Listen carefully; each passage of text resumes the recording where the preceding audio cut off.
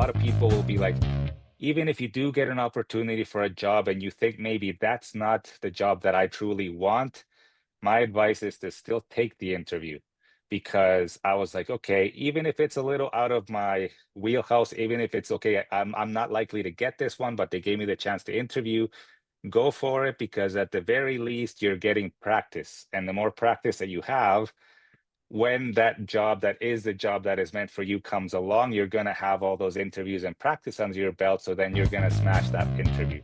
You're listening to the Sales Today podcast, and I'm your host, Fred Copestake. On this podcast, we explore how sales professionals can develop a modern approach to winning business, the application of virtual selling techniques, how to create meaningful business relationships, and much more. Why not take our free collaborative selling scorecard to see how your sales approach suits today's environment? You'll find a link in the show notes. And welcome to this episode of the Sales Today podcast, where I'm delighted to be joined by Luis Alan. Now, Luis is a man who sold himself into a job. When I saw this story, I thought, this is really interesting. I want to know more. And he's kindly agreed to come on and share that. So, Luis, welcome. Oh, happy to be here. Thank you for having me on. Well, I'm looking forward to this story. So, tell us your current role. You're an SDR at Deel, correct? That is correct. Yes. Okay, and this is the job that you sold yourself into. I would say so. I use LinkedIn a lot, which has helped me actually get a few jobs. So I kind of just took those learnings and transferred it from IT into tech sales, and here I am. Here you are into tech sales. So, okay, so well, let's do a bit of the backstory because I think there's some other interesting stuff that you've done, which would be great to pick up on, and then we can look at this process because you actually learned how to use this process quite well, and of course, what you can use to sell yourself, you can use to sell anything else. So, yeah, tell us a little bit about what you've done in the past. Of course. Well, I come from a background of about 20 years in IT, like tech support, different roles, everything from help desk to cybersecurity to infrastructure system administrator. It all started when I was 18 and I moved to Costa Rica, funnily enough, because I didn't want to go to university in Canada. And I moved back to live with my dad. And I was like, okay, well, let's see what happens. And after a couple months, I'm like, maybe I should get a job. So I saw an ad in the paper for a call center. I just went for the interview, and it was for Toshiba tech support for those listeners who remember Toshiba when they had laptops and all of that. So what I did was I went to this interview. I was 18 years old. He asked me all the questions, and then he came to a question where he said, "Hey, it's okay. So if what can you do for me? What can you give me that all this stack of resume that I have here can't?" And I said, the usual, I'll work hard, I'm a fast learner, et cetera, et cetera. And he's like, okay, well, I'm sure if I ask them, they'll tell me the exact same thing. So I was like, okay, oh, geez. I'm like, oh, God, what do I do? What do I do? So then I'm like, okay, well, I grew up in Canada. Your clients are going to be from the US, so I can better relate to them. And I know what they go through as customers than the other people who were born in Costa Rica. And I feel like that ended up giving me the job and the fact that I could speak English well. But then when I went in, everybody else had some sort of like they were in year 2, year 3, almost finishing computer science. I'd never touched a laptop. I'd never used Windows in my life. So I'm like, okay, well, let's see how it goes. And it ended up going well. And I just kind of kept moving from there. Whatever opportunities came up, I started working for server tech support when I'd never touched a server. And I took that same mentality saying, well, what's the worst that could happen? Let's try this out. And I would say the most interesting part is that I ended up doing IT on different cruise ships from Carnival Cruise Lines all the way up to Disney Cruise Lines for about 8 years. So I got to travel the world, see 76 different countries, and build a career that would help me out once I finished. But during that whole time, I just kind of felt like something was missing. I like technology. I love how it can enable companies and it can do things for all of us in general, but I was never that tech guy who had a rack of servers at home, who had a lab environment. Once I finished work, I kind of just wanted to go do my own thing, either go running, travel, different things like that. And funnily enough, being in the Calgary area in Canada, you work in oil and gas at some point usually, and like oil and gas jobs. I ended up getting laid off in early 2024, and that's when I said, "Hey, let me take this opportunity to do something different." So I'm part of this community that helps people pivot into technology, and I work as volunteer as an advisor there. And I did a career compass and saying, okay, well, what am I good at? And one of the things that kept coming out, and people have told me over the years, is you're good with people. You know how to talk to people. Maybe you should do something in the sales area. And I was like, oh, I don't know, because I've always had the mentality that salespeople, the way I've been sold to as a tech person, and the way, car salesmen, you have that mentality of salespeople. You're like, I don't want to become one of those people. If I have to do that, I don't want to be in sales. If you see in your background there, ethical selling, that's very much how I like to do things from a sales perspective. It's very, I like selling people stuff that they need. I don't like selling, like jackets to someone that lives in the desert kind of thing, like that's just never been me. So I'm like, I don't know. So I told my wife, I'm like, I'm either gonna love this or hate this. And I ended up getting an opportunity as a solutions architect.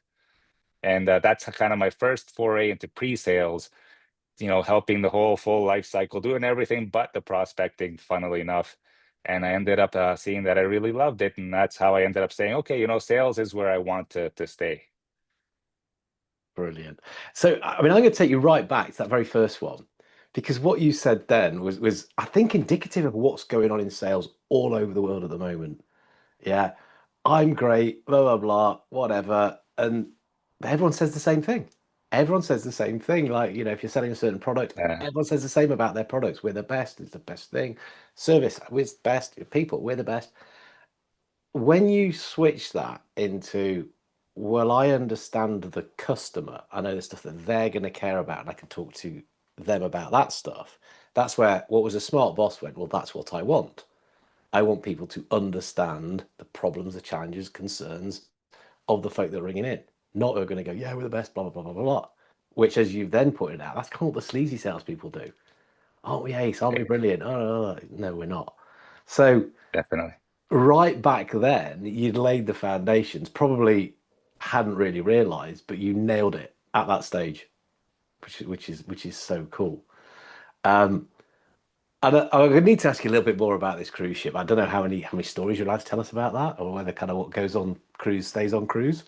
But Yeah. there must have been some fun things or some weird situations where you had to fix a problem. You think, I don't think I'd get this problem anywhere else apart from this environment. Did you get anything like that? Well, one of the stories that comes to mind is the fact that it's hard enough to manage an IT environment when it's static and in one place. But think about that IT environment going all over the world. So one of the issues I remember is one of the things that I'll always dislike from IT are printers. A lot of Printers. people, Turn it printers off, are turn it just on. like, oh man, it's like it's printers, and especially on a cruise ship where you're like it's constantly moving and you have kind of that humidity, it's not very great on printers. And I remember once I was in San Diego, the cruise ship was in San Diego, and a printer started having problems. So I got an HP technician to come on board and take a look at it. He said, okay, yeah, this is the part that's going to fix it. He replaced it, or he said, I don't have the part, but we were leaving the port that day. So I'm like, okay, now I have to coordinate. He has to ship the part because we were going from San Diego to Miami, going through the Panama Canal. So he had to ship it down. He had to ship it down in somewhere in Central America, saying, "Hey, here's where it's going."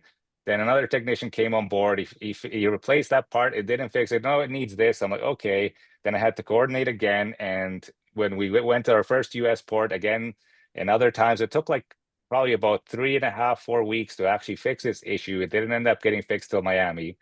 So it was one of these printers that was very important because it was one that printed all the newspapers on a daily basis for clients.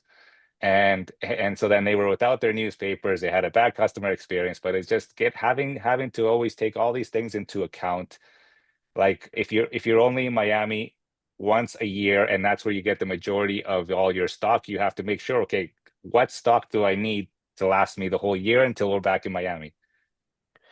So this, I mean, that one story is really quite cool because it's kind of giving me an insight into your problem solving mind that something's thrown my way. Well, we can get around it, but it's not going to be in the traditional way. I'm going to have to make sense of this somehow. which is very cool. And for me, again, salespeople are sense makers. So that's why I wanted the backstory because there's so many things which are kind of layering in to getting you to this position now. Where let's just go back. So you were doing this solutions architect job, which was you were saying basically is a full sales cycle minus prospecting. So you're kind of doing everything else all the way through, and you thought, well, we might as well just add this other bit in. Then I'm completely in control of my own destiny. And then that's where you spotted the deal stuff. Is that right? You saw this opportunity and thought, right, I want to go at this. Well, kind of. Well, the way it happened is that I spent a year in that pre-sales job, and then the company had a restructure, and they moved me away from my commission, from everything, and into a kind of customer experience role, which I saw the reason why they did it as a company. But for me and in my career, I was like, I know, I realized I really like the sales part. I want to go full time into sales. So then I wasn't able to get the opportunity at that organization. So that's when I said, okay, well, what can I do? I either accept this or I have to make my own opportunity elsewhere. And that's where I just decided to do that. So I kind of said, okay, well, how do I do that? And that's when I kind of sat back and like, kind of like you said, funnily enough, throughout all those jobs, I was learning to sell myself. That's the reason why I got those opportunities for jobs I wasn't fully qualified for, but they saw something in me that said, hey, let's give Luis a chance.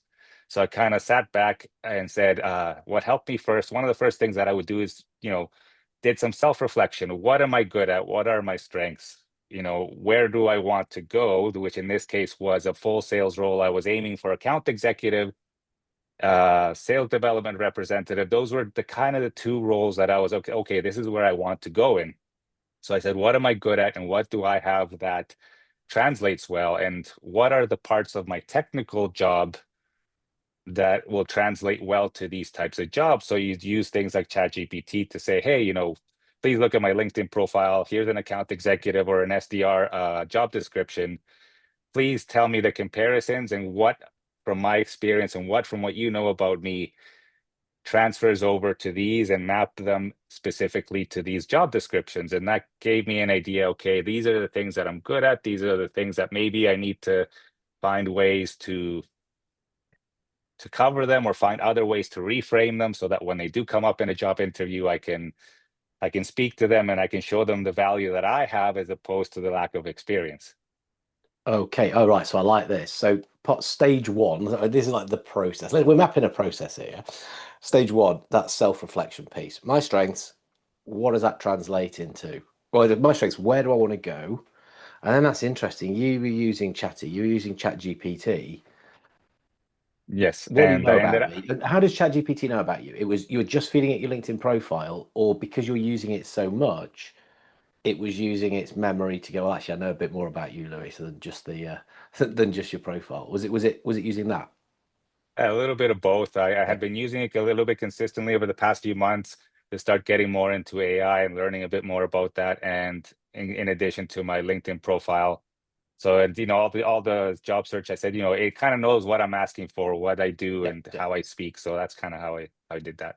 So then you're mapping yourself to the job descriptions. So you're going, yeah, actually doesn't even map very well. Probably shouldn't bother going for that. None of us will be happy to. This maps really well. Right now, help me create the story or create, the thing I'm going to say to get myself in there. Yes. That's a nice start. That'll be different for a lot of people already. So hopefully people listening to this are picking up on that. What next? What did you do after that? Well, it started slightly before I started actually applying. I said, okay, well, my goal is to try to use my LinkedIn in my favor. As I mentioned before the solutions architect role. The previous roles before that, I got through LinkedIn. They reached out to me. I have always focused on LinkedIn, trying to curate my profile, making sure the skills are set up properly, making sure I have a banner and a tagline that will help me stand out. I've always tried to interact with people consistently, try to post every so often so that I can kind of get my name out there. I feel that that helped my profile be a bit more visible for those previous tech jobs. So then what I did when I wanted to move into sales, I said, okay, well, what can I do? And I started trying to say, okay, well, take what I'm learning as a solutions architect and try to put the sales spin on it and start trying to slowly post content that is slowly positioning me as a sales voice kind of thing, right? Saying instead of, yeah, Luis is just a tech guy, be like, no, he's a tech guy who knows about sales. And that's kind of the angle I started, because I always felt that that was going to be my strength. It's like, okay, it's a tech person that knows how to sell to people, that knows how to solve problems for people to bring value. That's what I'm going to try to do. So I started doing that. I started interacting with adding a lot of people in sales, be it like, sales director, people at companies that I thought were interesting, kind of top voices that I found that were in the sales industry, and just started adding them, interacting with their content, commenting, and learning from them as much as possible, which is where I found several podcasts that helped me a lot in the interview process about, customer success roles, how you reframe when you don't have renewal experience. How do you reframe that based on your current experience? And I just started doing all of that in addition to that step one that was just gonna, in parallel, I guess. I feel like you have to do both things. You have to see where you want to go. You have to also be interacting on LinkedIn, kind of making yourself known. And in my case, since I had never had a sales role, I'm like, what do I need to learn to prepare myself so that when I start interviewing, I know how to do what I'm doing. I know how to do this properly and give myself a fighting chance. Yeah, absolutely. You can do these concurrently. Concurrently? Is that the right Yeah, word? I Is think it? so. Alongside each See, other is what see, I'm trying to say. yeah. But yeah, but even so, the LinkedIn activity again, that's really interesting. So you kind of did for me the basics. So yeah, get my skills right, banner saying exactly who you are, and your tagline. So yeah, you're shifting your tagline from being tech support guy to sales guy, right? That is who I am. So you're almost like pitching yourself into this role. Interaction, which is kind of level one LinkedIn stuff.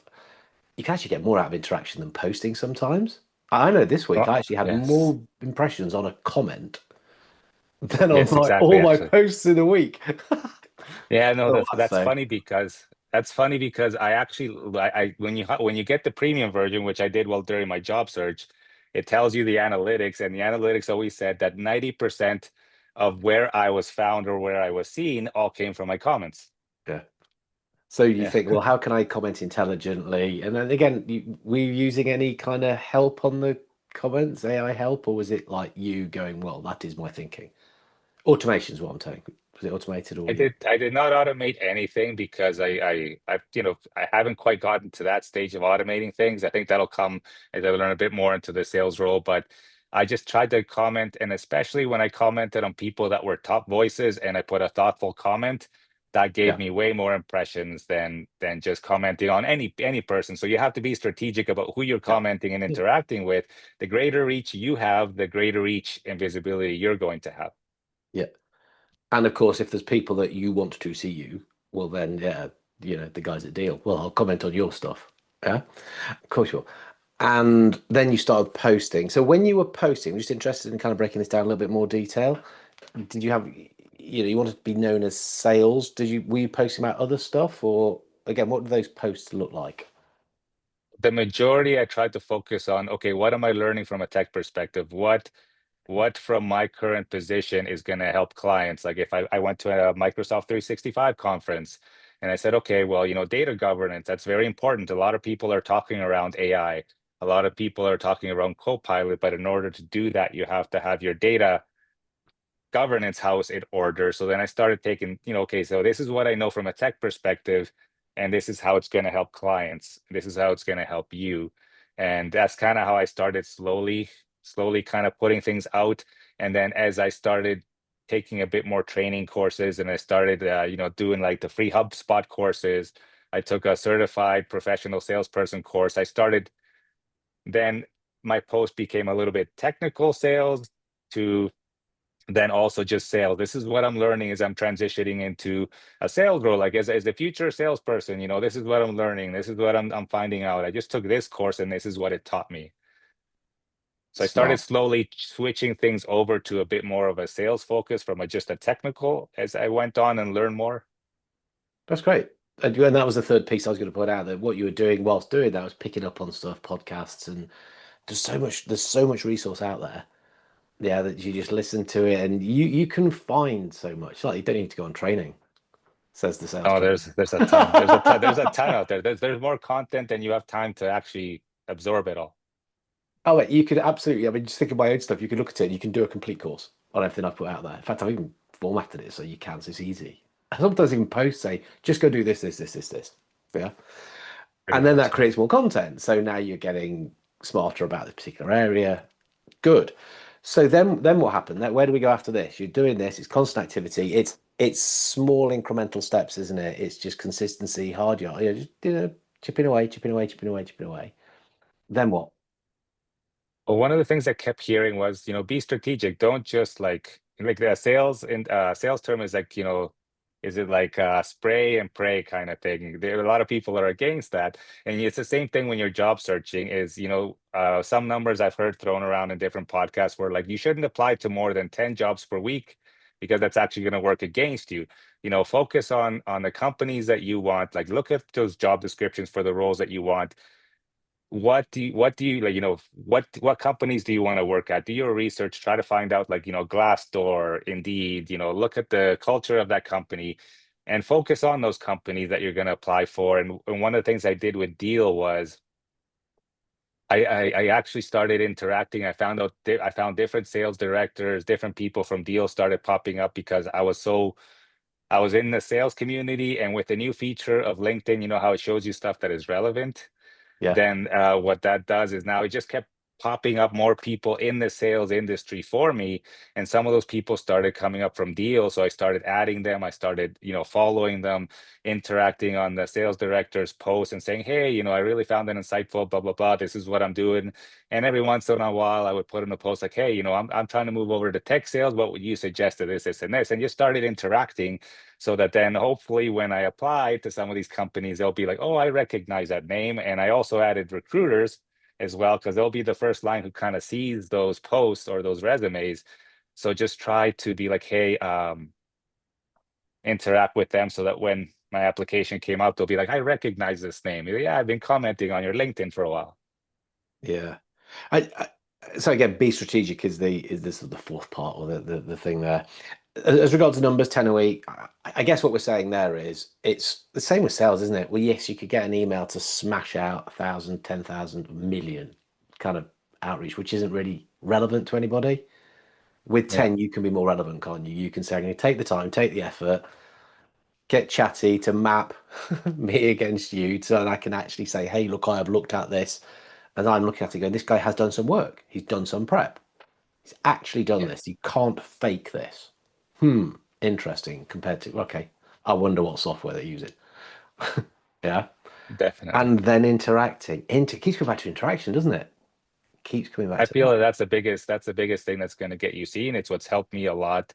It's what helps me where all of a sudden I see people that well, to jump a little forward, but I started posting a bit about since I first time I've used the Nook software. I don't know if you've heard of it, the automatic dialer, and it's an amazing tool for sales, and I really loved it. So I started posting about it, in my first days at Deal, and I ended up getting added or I see a request from the CEO from Nooks and different things like that. As I interact with people, all these people that Yeah. more important if you want to say, but the people with higher titles started adding me on LinkedIn. And I'm like, oh, okay, that means my content is getting looked at. That means my Mm. comments are doing what I'm hoping that they would do. They're getting me more visibility. And that's what I found a lot from the interacting. But before I started intentionally interacting, I didn't see as much growth on my LinkedIn, where now it's up to past 7,000 connections and followers. Yeah. Okay. Cool. So we're kind of using this kind of in the logic. So be strategic and kind of what happened then? What next? Well, then I got a message from a recruiter saying, "Hey, we want to have that first interview, see if it's a fit." And I was, "Oh, okay, this is from Deal." From Deal, and I had the first interview. Things went well, and then what I learned during that process, during the actual interview process, well, before that, actually, one thing I do want to say is that a lot of people will be like, even if you do get an opportunity for a job and you think maybe that's not the job that I truly want, my advice is to still take the interview, because I was like, okay, even if it's a little out of my wheelhouse, even if it's okay, I'm not likely to get this one, but they gave me the chance to interview. go for it, because at the very least you're getting practice, and the more practice that you have, when that job that is the job that is meant for you comes along, you're going to have all those interviews and practice under your belt, so then you're going to smash that interview. Yeah. And you might be wrong. You might turn up and You go, never know. I totally read this wrong. Or they respond to what you ask, and well, we can change what we're actually offering here. Yeah. So yeah, Exactly. So no, you that's a never good, know. good, It's, good yeah. piece. You never know. You never know. Um, okay, so recruiter reached out to you because of what you were doing, because of the profile you had built, do you think? I think that that definitely plays a part into Yeah. it. I haven't found out exactly what caused them to pull my resume, but I've been interacting. All those things have definitely helped. And then what I did is I kind of went more into the sales, like do the job to get the job at this point, because that's when I saw that comment from, yeah, it's actually she's the associate sales director at Deel, and that's where I saw that line, and I'm like, she's now like she's one person who actually interviewed me in my fourth interview at Deal, and that's where I got that line, and I was like, oh yeah, like this, like definitely, and that's what changed my mindset. And I'm like, okay, I'm an SDR. I have to reach out to people from a cold calling, cold message perspective. So as soon as she said, okay, no, I definitely were interested. We want to move you on to the hiring manager.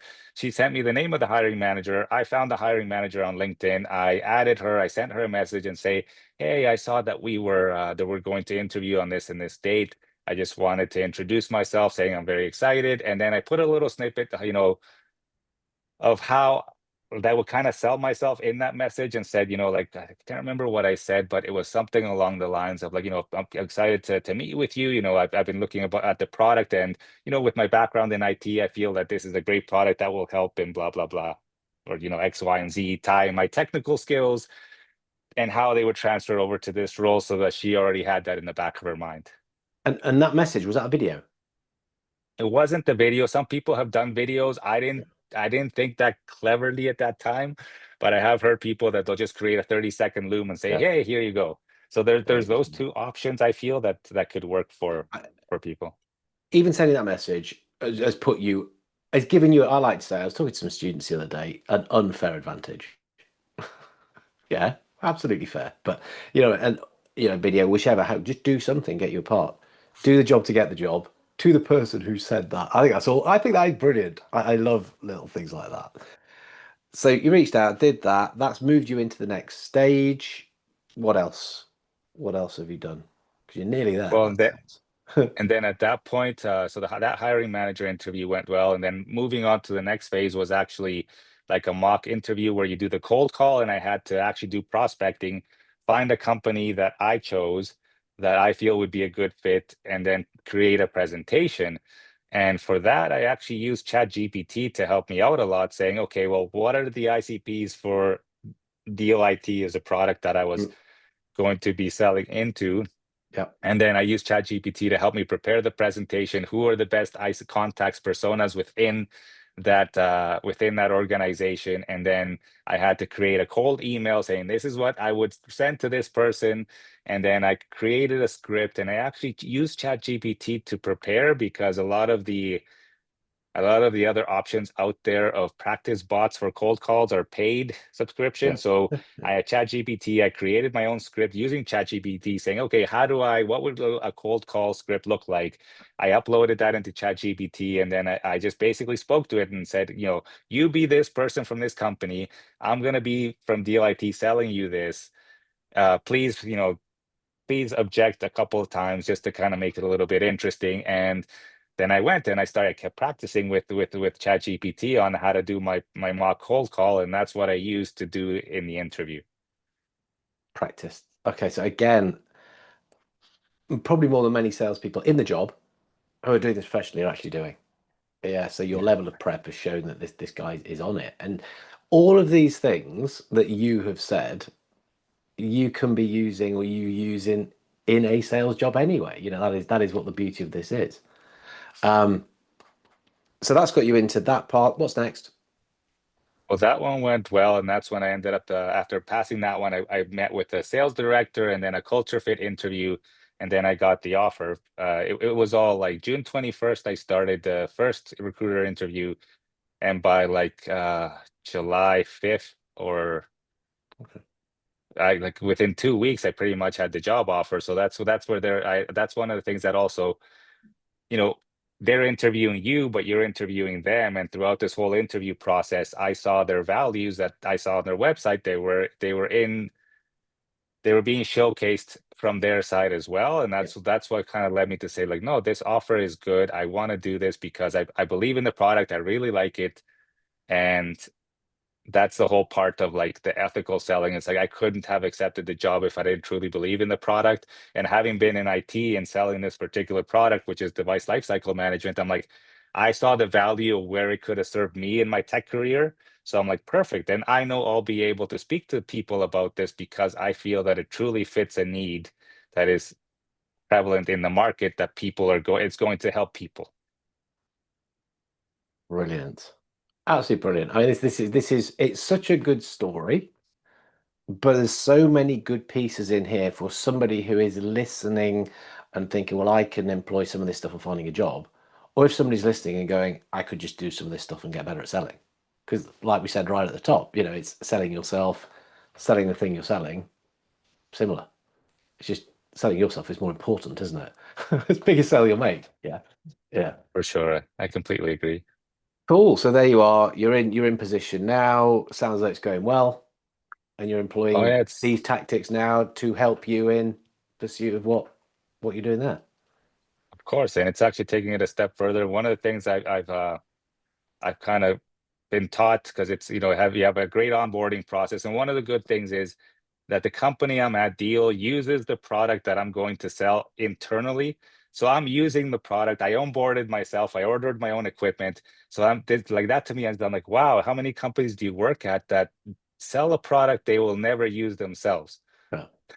So that goes back, tied back to the whole ethical part is Yeah. it's a product that is actually being used by the employees, continuously improved by the employees. So that made me feel good of the decision that I made and the culture or that my team made, my managers, they're all very supportive. And one of the biggest things I've been learning, even before I start cold calling live, is, be curious, just have conversations with people, really be curious regardless of whether you're in sales for 1 year or 30 years. Continue to be curious. That's going to help you ask the right questions. That's going to help you truly get to the root of people's problems or what they're going through, so that then what you need to talk to them about. And that's what I'm trying to take forward wherever my career with Deel goes. Well, that's an awesome piece of advice to yourself, Yes. but to anybody else listening, be curious. Curiosity in sales, absolutely top of the top skill. So that's awesome, and that's where we are now. So anything else that you would add, any kind of other advice? I mean, you've actually just given, I think, probably the best bit of advice there would be curious. Anything else you'd say to people who are kind of trying to do a similar thing to you? Well, I would say just well, the be curious is one of the things, because Yeah. that's gonna help you be curious. How do I do this? How do I do that? And don't be afraid to go for it. Like not only in transitioning to sales, but throughout my whole tech career, the reason I got to where I got to was because I was never afraid to go for it. Like that whole saying, whereas, if you never ask, it's always going to be a no. And I always took it as, sometimes I applied for jobs where my mom was like, I mean, do you even qualify? And I'm like, no, but the worst they could say is no. Yeah. And that got me some opportunities that where they say, even if they say no initially, they ended up coming back and saying yes after. So it's kind of like cold calling, just because they say no at the beginning, that doesn't really mean no. It could mean a yes. You just kind of have to stick with it and don't give up. And, if you fall, just keep getting back up. Yeah. And, it's gonna happen at some point. I always have the firm belief that what's meant for you will happen.